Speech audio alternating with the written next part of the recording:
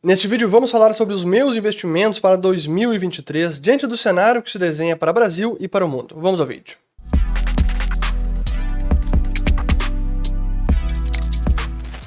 Muito bem, a todos aqueles que estão chegando agora aqui no canal, meu nome é Fernando Urrich, aqui a gente fala de economia, mercados e investimentos. Se vocês gostarem do conteúdo, considerem se inscrever, ativando o sininho aqui embaixo e também compartilhando este vídeo. Antes de começar, aquele alerta muito importante, porque o que eu vou falar não é nenhuma recomendação de investimento, porque tem a ver com os meus objetivos, o meu perfil de risco, o meu patrimônio, minha situação familiar e profissional, e isso varia para cada um. Mas eu posso sim fazer duas recomendações. A primeira é assinar o Follow the Money. Tem aqui o código QR aqui em cima e os links na descrição do vídeo. Porque lá a gente aprofunda muito mais tudo relacionado a cenário econômico e teses de investimentos também. E a segunda recomendação é conversar com os assessores da Liberta Investimentos, link na descrição do vídeo, porque vocês podem ter uma orientação customizada de acordo com as suas necessidades. Então essas sim são as minhas duas recomendações. Agora é importante também falar que eu já fiz esse vídeo em 2021 e 2022, então quem não assistiu ainda, eu recomendo que assista, vou colocar os links aqui em cima.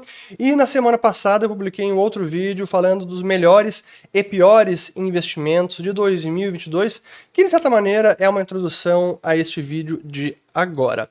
Pois bem, então vamos primeiro falar sobre algo que muitos já devem ter percebido. Eu não sou nenhum trader, eu não fico operando o mercado toda semana e eu não faço grandes alterações na minha carteira. Quem assistiu aos vídeos passados vai ver que há muita repetição e vários dos ativos que eu mencionei no ano passado, eles permanecem na minha carteira, alguns até pretendo aumentar a alocação, então não há grandes mudanças. Mas se eu pudesse resumir a grande mudança para a minha carteira em 2023, tem a ver com o nível de dolarização que eu pretendo atingir, onde nos meus objetivos eu gostaria de alcançar ao redor de 60% de ativos globais ou dolarizados. E eu já vou falar depois, mais para o fim do vídeo, como eu pretendo executar essa estratégia e que ativos eu pretendo então alocar, aumentando o meu nível de dolarização. Então eu vou separar primeiro em carteira Brasil e depois carteira global.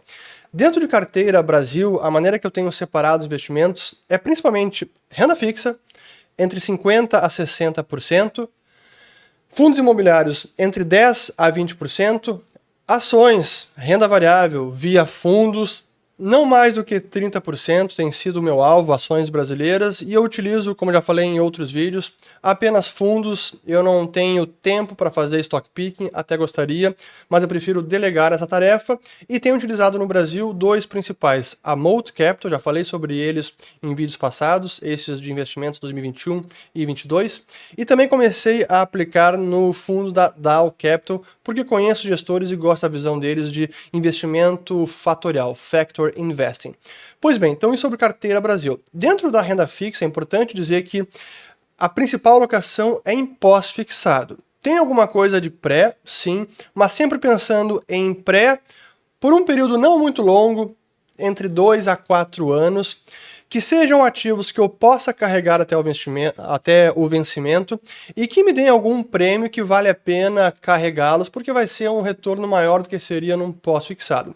E também algo atrelado à inflação, como Tesouro e IPCA, mas eu também priorizo sempre investimentos mais curtos. E na medida do possível, eu prefiro entrar diretamente nos papéis e não ficar sujeito a saques de fundos e acabar tomando marcação ao mercado, sendo penalizado na cota porque outros investidores resolveram sacar do fundo. Então, na medida do possível, eu prefiro investir diretamente nos títulos.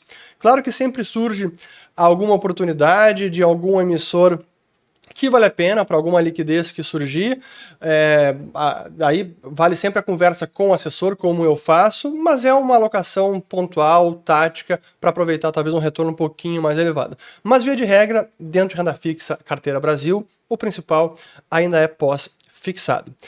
Carteira global. Aqui que entra as partes mais importantes, que até foi a parte que me deu maiores alegrias em 2022, pelo menos uma foi alegria, outra não foi alegria. E eu começo falando de ouro, que ainda é uma pequena posição que eu tenho, mas até estou estudando aumentar, recalibrar um pouco, aumentar a posição em ouro. Eu fiz um vídeo sobre ouro recentemente, vou colocar o link aqui em cima, para quem quiser entender um pouco mais sobre investimento em ouro. Aí na parte de renda variável, ações de empresas, aí realmente é a parte que mais me alegrou no ano passado, porque é basicamente uma carteira voltada para ações no setor de energia, petróleo e gás, principalmente, via o ETF XOP, ações de mineradoras de urânio, como por exemplo a CCJ Chemical, que eu já falei aqui sobre a tese de urânio em vários vídeos com o Marcelo Lopes, da L2 Capital. Inclusive também aplico no fundo L2 Alpha Global, da L2, do Marcelo Lopes, e também no fundo da IP Capital Partners, que é voltado para ações globais. Tem uma pequena posição em Airbnb, como eu falei no vídeo anterior, acabei entrando até no momento errado, ainda estava um pouco esticado, mas pretendo até estudar um pouco mais a tese e talvez aportar mais. Mas via de regra, em renda variável global, essas são as principais posições e eu até pretendo aumentar tanto em petróleo e gás, XOP, e também mineradoras de urânio. Quando se fala em renda fixa global, e aí está a grande mudança para a minha carteira, porque tem a ver com a grande mudança do mundo. No final do ano passado eu fiz um vídeo sobre o fim de uma era, a era de juros baixos, ou zero, ou até negativos, que na minha avaliação, se não chegou ao fim, está próximo de chegar ao seu fim. E essa era acabou dando lugar a uma nova era de rendimento positivo, coisa que a gente não viu nos últimos 12 ou 13 anos, ativos de segurança ou de ótimos emissores, empresas grau de investimento que hoje pagam em renda fixa ou nos seus títulos de dívida, estão pagando até 4,5%, 5%, 5,5%, alguns até 6%. Então, dentro dessa minha estratégia de aumentar a dolarização da carteira e aumentar o nível da carteira global, uma boa parte dessa nova dolarização vai ser direcionada para a renda fixa global. E eu prefiro boas empresas, grau de investimento, vou evitar aquelas mais high yield, ou grau especulativo, a não ser que seja uma empresa que eu conheça bem, que eu domine os seus fundamentos, entenda o seu balanço, seu perfil de risco. Mas, via de regra, vou priorizar grau de investimento e renda fixa corporativa. Até não quero ficar investindo no Tesouro Americano, prefiro investir em boas empresas que estão pagando bons retornos. Então, essa é a minha estratégia de dolarização mais em renda fixa, que eu tenho muito pouco na carteira global. Importante frisar que dentro de grau de investimento, bons corporativos, eu também vou priorizar vencimentos mais curtos, ou curtos a médios.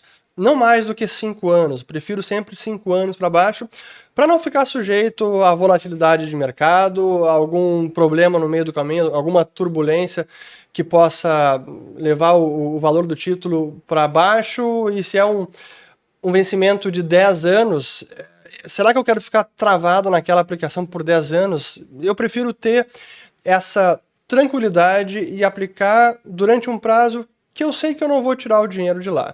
E caso aconteça algum problema, que a vida às vezes nos traz alguns imprevistos, se eu precisar tirar o dinheiro, se for um vencimento mais curto, a probabilidade de ter um prejuízo é bem menor, ou ter um prejuízo grande é bem menor do que se fosse um título de 10, 15 ou 20 anos. Então essa é a minha preferência para duração curta a média. Muito bem.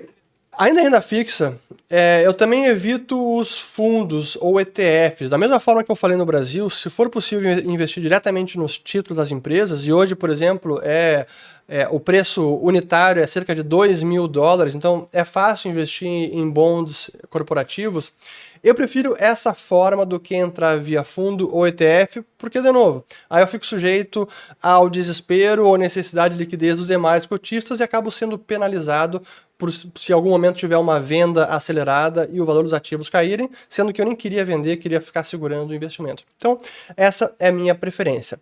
É importante falar, antes da estratégia de dolarização, como executá-la, importante falar sobre Bitcoin, criptos. Ainda tem o ETF Hash 11, mas é uma parte muito pequena da carteira. Tem o Bitcoin, sim, mas é uma parte mais relevante, que eu já venho carregando há algum tempo. E eu confesso que se não estivesse já com uma alocação ótima dentro do que eu considero adequado, de acordo com a minha convicção sobre a tese, o meu perfil de risco, neste momento eu estaria alocando mais, porque me parece ser um bom momento de entrada diante dos indicadores, especialmente microeconômicos, ou de fundamento dessa tese em si. Mas para mim não preciso comprar mais, para mim já está de bom tamanho o que hoje tenho na minha carteira.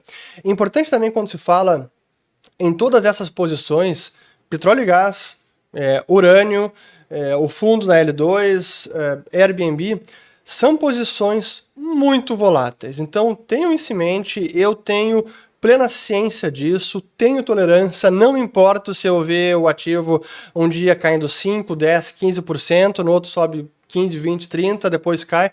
Realmente eu não tenho preocupação, porque para mim são teses de mais médio prazo e são teses bem assimétricas. E esse é um foco que eu tenho, onde nessa posição de renda variável lá fora, são posições que para mim podem dar um retorno excelente. Não é só dar um retorno acima da renda fixa, é realmente um retorno que possa dar multiplicação de capital, que é o que já deu no caso de urânio. Se olhar desde que eu mencionei urânio, que eu tinha na carteira lá em 2020, várias posições já dobraram de valor. Então, esse é o meu objetivo, são posições assimétricas, que eu conheço bem a tese e que eu sei que vão ser voláteis e eu tenho essa tolerância. E Bitcoin também não é diferente, tanto que eu mostrei no vídeo anterior, caiu em 2022 mais de 60%. Uma tese que eu estou acompanhando, ainda não fiz nenhum aporte, mas dada a performance em 2022, especialmente no último trimestre, que caiu muito, é a tese de cannabis. Sei que muita gente tem implicância com isso, que não gosta de drogas e acha que isso tem a ver apenas com investimento em produto ilícito. Nada mais longe da verdade. Eu fiz um vídeo com o próprio Marcelo Lopes, que é essa nova tese da L2, vou colocar esse link aqui em cima, porque para mim também é uma tese bastante convincente e depois dessa queda em praticamente todos os ETFs de cannabis nos Estados Unidos, ela pode estar sinalizando um bom momento de entrada, mas é ainda mais volátil que todo o resto que eu mencionei e também é uma tese assimétrica para mais 2, 3 anos e não, semestre que vem vai ser um ótimo retorno. Não, é uma montanha-russa.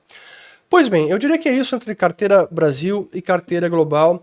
E agora a parte importante, porque muita gente sempre pergunta, nessa questão de dolarização, como dolarizar? A minha ideia é dolarizar aos poucos. Eu pretendo executar isso ao longo de 2023. Honestamente, eu não me preocupo muito com o nível de câmbio. Hoje está no patamar, estou gravando agora na terça-feira, 10 de janeiro, 5 da tarde. Hoje até o dólar está caindo no Brasil, felizmente. Está 5,20, então 5,20 reais por dólar. E eu não me preocupo muito com o nível porque é uma estratégia de longo prazo e eu pretendo executá-la ao longo do ano. Aí alguns podem perguntar, mas eu já não falei em alguns vídeos que o cenário para o Brasil nesse ano é até positivo, dada a percepção que o governo Lula tem no exterior, diante da ótica do investidor estrangeiro, que enxerga Lula com bons olhos, dada a situação macro do Brasil com ações de renda fixa, ações na Bolsa de Valores, algumas bem descontadas, o próprio Bovespa está descontado, renda fixa nesses patamares, que pode até haver um fluxo de capital estrangeiro migrando para o Brasil, isso pode ajudar a fortalecer a nossa taxa de câmbio, commodities, petróleo que tende a subir para mim, depois do primeiro semestre, para mim petróleo ainda é uma tendência de alta. A China reabrindo, passado esse surto de Covid no primeiro trimestre, é um vento favorável e bem favorável para a nossa economia. Então eu diria que ao longo de 2023, o Brasil pode ser positivamente impactado em termos de bolsa de valores e também de taxa de câmbio. Não me surpreenderia em nada o câmbio caindo mais, caindo para 5, abaixo de 5, conquanto que o governo não faça barbeiragem. Eu fiz vídeos na semana passada sobre o início ali do governo, após o Lula no domingo, depois segunda e terça, várias declarações assim, bem desastradas, que acabaram gerando um pânico momentâneo, mas que depois o Lula buscou conter, fez reunião com os ministérios. Essa semana devemos ter alguns anúncios pelo Ministério da Fazenda de medidas econômicas. Então, se não houver nenhuma atrapalhada, o governo não atrapalhar, é bem possível que o Brasil performe bem. E diante desse cenário, o Brasil performando bem, dólar caindo, por exemplo, para mim é excelente. vou poder comprar mais dólares, dolarizar mais a carteira, se a nossa moeda se fortalecer. Ah, mas e se o contrário não acontecer? E se fizerem sim barbeiragem, os ventos favoráveis externos não se concretizarem e o câmbio seguir subindo, vai para 5,50, vai para próximo de 6? Vou seguir executando a estratégia, porque eu quero dolarizar, quero ter mais ativos em dólares. Porque eu estou mirando não apenas 2023, mas sim 24, 25, 26, estou mirando realmente investimento de longo prazo, preservação de patrimônio. E 2023, se tudo isso de positivo se concretizar para o Brasil, pode ser uma excelente janela de oportunidade para dolarização de patrimônio. Muita gente faz o contrário, quando o dólar cai, aí que eu não quero comprar. E quando chega em 6, 7, aí sim que vai desesperado dolarizar a carteira. Essa é a forma errada. Então, espero sim que o dólar caia, espero que a bolsa brasileira suba mais, e se isso acontecer, os meus investimentos em reais vão me permitir dolarizar ainda mais e com um preço mais baixo de câmbio. Então, essa é a forma como eu estou pensando a minha carteira hoje. É assim que o cenário para o Brasil e para o mundo está impactando a minha carteira. Se tivermos uma recessão mais comum ou mais severa, não vai mudar em praticamente nada o que hoje eu tenho na minha alocação. Essas recalibragens que eu vou fazer não são pensadas de acordo com a probabilidade de ocorrência dos eventos. É bem naquela ideia do Taleb de antifragilidade. Eu não penso na ocorrência dos eventos, mas sim, caso eles ocorram, como isso me impacta, como a carteira vai ser machucada ou ajudada. É nessa forma que eu penso na alocação e é assim que estou tratando os meus investimentos em 2023. Acho que era tudo isso que eu queria falar para hoje. Espero que tenham gostado, espero que tenha sido de forma bem prática.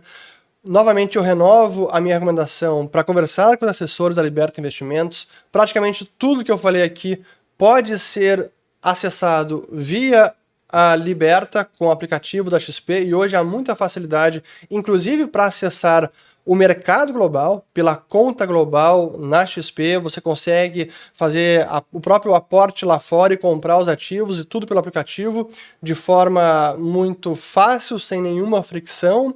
Então eu recomendo que vocês testem e eu acho que é isso. Qualquer dúvida, comenta aqui abaixo. Também comenta como é que vocês estão se posicionando. Vocês acham que eu estou otimista demais, pessimista? O que vocês estão fazendo com a carteira de vocês? Agora sim, fico por aqui e volto no próximo vídeo. Obrigado. Muito bem, não tem nenhum link, eu acho, para compartilhar. Realmente é mais uma conversa bem direta sobre o que eu estou fazendo com os meus investimentos. Espero que tenha sido de grande valia para vocês e até o próximo vídeo. Valeu!